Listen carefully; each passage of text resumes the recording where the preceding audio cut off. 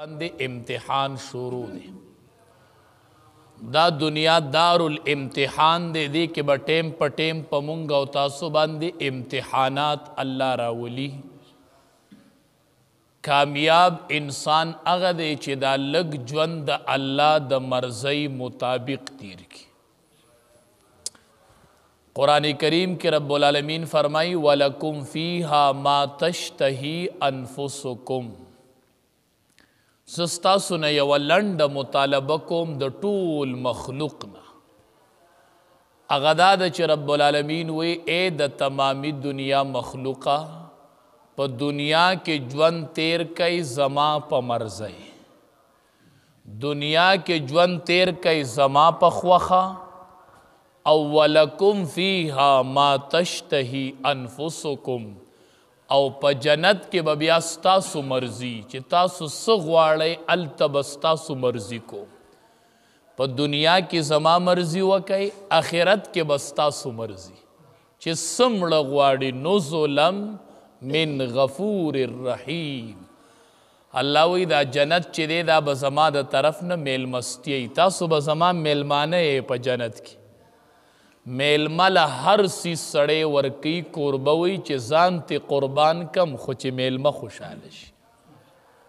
نو الله وی دا به زما د طرف نه میلمستی او څه چې مړه غواړي هغه به تاسو ته په جنت کې میلاویږي. یو صحابي راغی رسول الله صلی الله علیه وسلم ته فرمایي وی دا الله حبیبه په جنت کې به خوبي خوب. دنیا کې سړی ستړی شي نو وایي چې یاره لږ خوب مې وکړلی دا م یو نعمت دی. وی جنت کې به خوبي. نبی علیہ السلام ورته وی نه په جنت کې خوب کم دی. وی النوم اخو الموت. وی دا خوب نه دی، دا خو د مرګ ورور دی. نبی علیہ السلام ورته دا خوب چې دی دا هم ګورئ یو قسم مرګ دی. مرګ دا هم یو قسم مرګ دی. سړی مړه خوا پروت دا پته دته شته دی چې که زه اوس اوده شومه سحر به ما کې روح یو زه به پاسم. ډېر خلق دی اوده شول او اوده پاتې شول بیا راپانسېدل. نو نبی علیہ السلام ورته فرمایي النوم اخو الموت. دا نوم چې دی دا خوب دا خو د مرګ ورور دی. او ای صحابي په جنت کې مرګ نشته دی نو خوب خو د مرګ ورور دی. نو خوب بم په جنت کې دی. جنت کې خوبونه وی نشته دی. جنت کې الله وی ولکم فیها ما تشتهی انفسکم. خپل مرضی به کوئ، خوشحالیږئ به او ځان له به ژوند تېروئ. مرګ به نه وي، خوب به نه وي، بیماري به نه وي، ګندګۍ به نه وي، بول و براز به نه وي. خوراک دې وکړو یو ډرکې به وکړې اګرمې بس خوراک به هضم شي. خبره ختم. صحابي راغی نبی کریم صلی الله علیه وسلم ته فرمایي وی د الله حبیبه دا ته وایي چې جنت کې به یو د پیو نیري، یو به د ګبیني، یو به د رڼو اوبو وي. دا به د هر سړي د بنګلې د لاندې بهیږي. وی د الله حبیبه دا دنیا کې چې رڼې اوبه بهیږي نو په دې کې چې کورتکاڼي پراته وي نو ډېر ښکلي ښکاري. دا رڼې اوبه بهیږي او دا کورتکاڼي پکې ښکاري. وی د الله حبیبه د جنت په نهر کې به کورتکاڼي وي په دې اوبو کې. دا دنیا کې ډېر حسن دی. نو نبی کریم صلی الله علیه وسلم ورته فرمایي وی او جنت په نهر کې به وي خو کورتکاڼي به نه وي، اب یاقوت او مرجان. اوبه به بهیږي او په اوبو کې به یاقوت او مرجان پراته وي. یاقوت او مرجان ته به ګورې او دا ولی به رواني، دا ولی به اینې او یاقوت او مرجان به پکې پراته. صحابي راغی وی د الله حبیبه ستا مرتبه خو به ډېره اوچته وي په جنت کې، موږ به تعیینو. صحابه خو د امام الانبیا ډېر جوخ عاشقانو که نه. هر ځای به یې دا فکر و. نبی علیہ السلام معاذ رضی الله تعالی عنه یمن ته لیږه. وی گورنر به وی ته به پکې یې په یمن کې نو نه زه خو به نه یم. وی داسې گورنري مې نه ده خوښه چې ته نه یم. نو صحابه خو د نبی علیہ السلام سم ټکا پکا عاشقانو. د الله حبیب جنت کې به تا څنګه یي نو ستا خو به ډېره اوچته مرتبه یي قربان رسول الله مبارک ورته داسې عجیبه مثال ورکه وی ای صحابي دا سپوږمۍ چې دا میاشت چې راوخیږي که نه دا ټول خلق میاشت ته ګوري که نه وی میاشت راختلی د ټول خلق ییني که نه یو بل ټیلوالی دی چې اپله شه زه دا میاشت نینم د مخې نه مې اپله شه نه ټوله دنیا میاشت ته ګوري ټولې ویني وی هغه د میاشت ته وی دقه شان به ما اینی هېڅ ګڼه ګوڼه به پکې نه څنګه چې دا سپوږمۍ اینی داسې به ما اینی څنګه چې تاسو په سپوږمۍ لیدو کې تکلیف نه محسوسوئ داسې به ما اینی او تکلیف په نه محسوسوئ ډېر ښکلي جنتونه رب العالمین بندیانو له مسلمانانو له مؤمنانو له تیار کړي دي الله دې زموږ نصیب کړي خو رب العالمین وی صرف په دنیا کې زما د مرضی مطابق ژوند تیر کړئ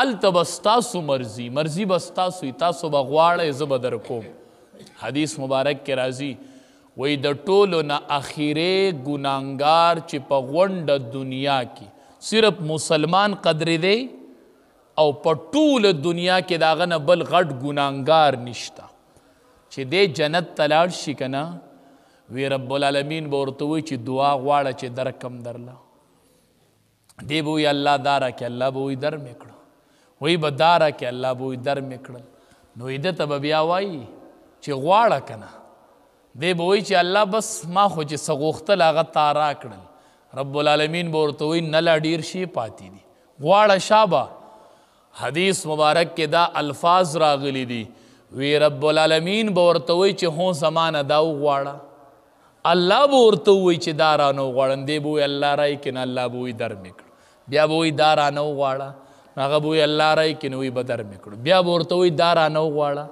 کو تاسو خیال کړی که نه د خپل بچي ته سړی وایي دا سیز در کوم دا سیز خو زه وایي غواړه رانه ابو دا راله راوړه ابو دا راله راوړه دا راله راوړه دا د مینې او د محبت دلیل دی رب العالمین به ورته وایي دا رانه وغواړه دی به وایي الله رایې کې وایي به در مې کړل بیا به ورته وایي چې دا رانه وغواړه هغه به وایي الله رایې کې وایي در مې کړل حدیث مبارک کې راځي په آخر کې به ورته رب العالمین ووایي چې زه د دنیا په لس چند جنت مې تاله تیار کړی دی د دنیا په لس چند جنت دا ما تاله تیار کړی زه دې کې اوسېږم دا ستا د اوسېدو ځای دی بس دې کې اوسېږه نه به جنگ جګړې هیڅ به نه وي ښکلی ماحول د خواهشاتو د پوره کولو ځای چې دی هغه جنت دی الله وایي زه به خواهشات پوره کم خواهشات په پوره کوي حدیث مبارک کې راځي دا حورې چې الله د مؤمنانو له تیاری کړي دي وایي بعض ټیم کې به دا بنده ګوري او د ده په مخ کې به دا حوره پیدا شي هسې نه چې رب العالمین وایي چې د ده په ذهن کې د دې بنده دا راشي چې دا به زما نه مخکې د چا ښځه وه نو چې دا تصور دین نه پیدا کیږي ستا په مخ کې به الله پیدا کړي وایي به دا واله دا ستا حوره ده او ژوند تیروه او حدیث مبارک کې راځي چې کومه بیبي خاوند هم نیکي او بیبي هم نیکي نو دواړه به جنت کې یو ځای نو دا بیبي به ترې مخې ته جنت ته تلي چې دا خاوند لاړ شي نو دا بیبي به ورته وایي چې راځه دنیا کې جنگ جګړې وې دلته به نه وي دنیا کې ګندګي وه دلته به نه وي په دنیا کې مرګ و دلته به مرګ نه وي او راځه ما تا به ژوند تیرو د ژوند د تیرولو ځای دی او دقه جنت چې دی دا په دې معمولي غونته کې ژوند باندې به آبادیږي او به ورانیږي دا د دنیا لږ ژوند دی دا د خواهشاتو پوره کولو ځای نه دی دلته د الله مرضي وکړو علما وایي چې چا دنیا ته امتحان وي چې دا امتحان دی نو امتحان کې سړی ستړی کیږي که نه نو چې ستړی شي نو بیا پسې وروستو لږ آرام کې وي پرچې مې ورکړي دي نو بیا ورته وروستو انعام میلاویږي نو چې دنیا امتحان نو قبر آرام نو جنت انعام دنیا امتحان قبر آرام او جنت انعام خو قبر به اله آرامی چې کله دنیا ته امتحان وګړي نو قبر به آرام شي او چې قبر آرام شو نو جنت پسې انعام شو. نو دا د دنیا په دې معمولی ژوند باندې به هر څه اوړي راوړي نه. د دې دنیا لږ ژوند دی، که ښه دې تیر کو د الله په مرضۍ دې تیر کو، الله به جنت درکړي. قسمه قسم خلق په جنت ته ځي، الله به جنتونه تقسیموي او خلقو ته به مرتبې میلاویږي. بختور دي د قرآن حافظان. حافظ قرآن ته به الله وایي زه قرآن لوله، مرتبه مې کم ځای ده، زه قرآن لوله چې په کم ځای دا قرآن ختم شو نو هغه به ستا مرتبه وي. بس دغه ستا مرتبه د لوله زنو. حدیث مبارک کې راځي چې دا حافظ قرآن جنت ته ځي که نه، الله به دې حافظ قرآن ته وایي حافظ قرآن الخل، په دې یو لاس کې همیشګیري والا، چې په جنت کې به همیشه یې. نو په جنت کې خو به هر سړی همیشه نه. جنت ته خو چې څوک لاړ نو همیشه ژوند دی، بیا مرګ شته نه. حافظ قرآن ته به الله وایي حافظ قرآن په دې بل لاس کې درله بل څیز هم در کوم. الله څه راکوي؟ هو الملک، په دې بل لاس کې بادشاهي والا. اوس زه جنت ته جنت ته چې ځې حافظ قرآن نو په جنت کې به بادشاهي بادشاه، ته به ملکی کوي، ته به د جنت سرداري، ته به په جنت کې ملک ملک، ته به د جنت سرداري، ته به عام سړی نه، دا به په عام حیثیت ځي. او حافظ قرآن الملک، حافظ قرآن هو بادشاهی والا. زه اوس جنت ته نبی کریم صلی الله علیه وسلم فرمایل وی حملت القرآن عرفاء اهل الجنه، حملت القرآن عرفاء اهل الجنه، د قرآن حاملین، د قرآن بارکون کی، د قرآن حافظان، د قرآن عالمان، عرفاء اهل الجنه، دا به د جنت سردارانی سرداران، دا به الت ملکی کی، دا به الت سرداری کی، الله به د ملکانه ژوند ورکی. کریم الله زمونږ د ټولو نصیب کی. الله زمونږ د دې ټولو دا بچی د قرآن حافظان او عالمان کې الله چې د جنت کې سردارانی او ملکانانی او د جنت سرداری او ملکی کی. نو د هر قسمه خلقو ته به خپل قسمه جنت میلاویږي. جنت کې به مراتب وي، د چا به یوه مرتبه وي، د چا به بله مرتبه وي، د مراتبو فرق وي، د انبیاو مرتبې به جدای، د حافظانو به جدای، د علماو به جدای، هر قسمه خلقو به جدا جدا مراتب وي. او چاله به الله د سفارشونو اختیار ورکړي، ته سفارش وکړه، ته سفارش وکړه، ته سفارش وکړه. نو ډیر ښکلی ژوند الله رب العالمین په جنت کې تیار کړی دی د مؤمنانو دپاره، د مؤمنانو دپاره او خصوصا د نیکانو دپاره، خصوصا د نیکانو دپاره. قرآن تلاوت کو، نیک اعمال کو، هر ټیم د آخرت دپاره تیارې کو. اسې نه چې مرګ را باندې چرته اچانک راشي. او د دنیا سرداری به څه کوو؟ د آخرت سرداری دی الله مونږ له راکړي. دنیا باندې مه نازېږئ، دا لږ ژوند دی، دا به تیر شي. مه په دنیا کې د چا کپړې ته زیرېږه او مه مال ته زیرېږه، مه عزت ته زیرېږه. فاطمه رضی الله تعالی عنها د رسول الله صلی الله علیه وسلم لخت جگر نور نظر، د رسول الله مبارک د زړه یوه ټوکړه ده، ټوکړه فاطمه رضی الله تعالی عنها. یو ورځ د الله حبیب زنانو ته سبق وی ما وراء الحجاب، د پردې نه شاته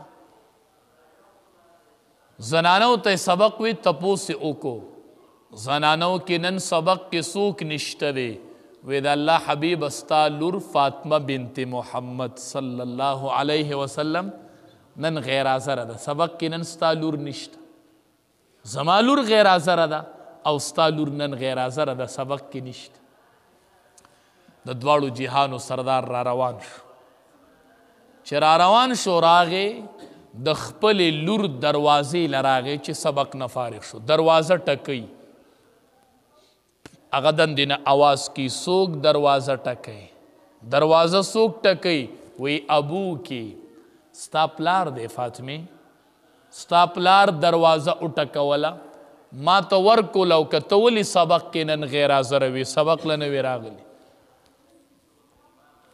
نبی علیہ السلام دروازه کې ولاړ دی او دندې نه دروازې آواز نه راځي دروازه نه کولاوي ښه ساعت بد ښه ساعت پس د دواړو جهانو سردار ته د اپلې نه آواز میلو شو وی د الله حبیبه ستا لور فاطمې سره دومره کپړه نشته دی چې خپل ټول وجود پکې پټ کړي او تاله بار ته راوځي ورکولو کې دومره لباس نشته دی دا ټیم هم په دې ولګېد چې دومره لباس نشته دی چې ټول وجود پټ کړي یو ورځ د الله حبیب له داسې د وربشو د ډوډۍ ټوکړه راوړله ټوکړه داسې وړه ټوکړه نبی علیہ السلام ورته وی دا څه دي وی د الله حبیبه علي رضی الله تعالی عنہ نن درېیمه ورځ ده چې مزدورۍ لذي د مزدورانو په لین کې ولاړي نن ورته مزدوري میلاو شوله نو وربشې راوړلې نو هغه مې وړه کړي دي او دا ډوډۍ مې ترې پخ کړې ده نو ما راوړله ما وی چې کېدی شي زما اباجان ډوډۍ نه خوړلې دا لږه ټوټه مې ترې تاله راوړه 3 ورځې پس مونږ ته د وربشو ډوډۍ میلاو شوله نبی کریم صلی الله علیه وسلم ورته وی فاطمه تا په 3 ورځ وموندله او ستا اباجان چې د دواړو جهانو سردار دی نن 5 ورځ د چې کور کې چوله نه ده بله شوې تا خو په 3 ورځ وموندله که او زما 5 ورځ نن کور کې چوله نه ده بله شوې نبی کریم صلی الله علیه وسلم ته چې جواب میلو شو نبی کریم صلی الله علیه وسلم خپل صادر ورګزار دې کې ځان پټ کو ما ته ورکوله نبی کریم صلی الله علیه وسلم چې صادر ورک